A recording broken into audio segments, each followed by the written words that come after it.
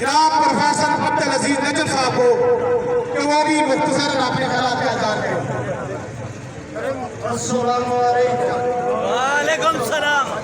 وطن کی محبت میں ہم آشفتہ سروں نے، وطن کی محبت میں ہم آشفتہ سروں نے وہ قرض اتارے کہ جو واجب بھی نہیں تھے۔ تحصیل سمانی والوں مبارک ہو، آپ کے بیٹوں نے تاریخی کام نہیں کیا، تاریخ رقم کر کے دکھا دی ہے۔ آپ نے اپنے بیٹوں کے پیچھے کھڑے ہو کر جس ملی غیرت کا ثبوت دیا، جس حمیت کا ثبوت دیا، وہ مظفر آباد کے ایوانوں میں آج بھی اس کی گونج سنائی دے رہی ہے۔ لوگ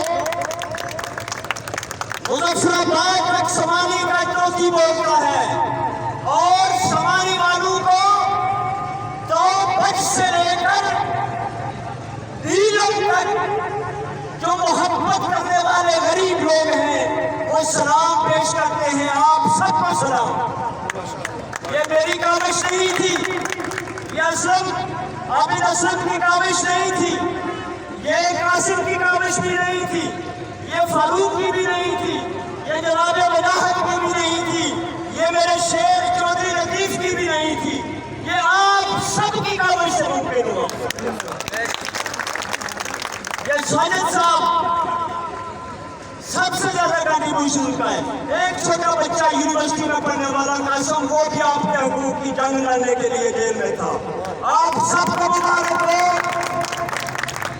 آپ سب کو مبارک ہو، آپ سب کو مبارک ہو۔ ہر اس غریب کو مبارک ہو جو آدھا لینے سے ڈر تھا، جو بجلی کا بل دینے سے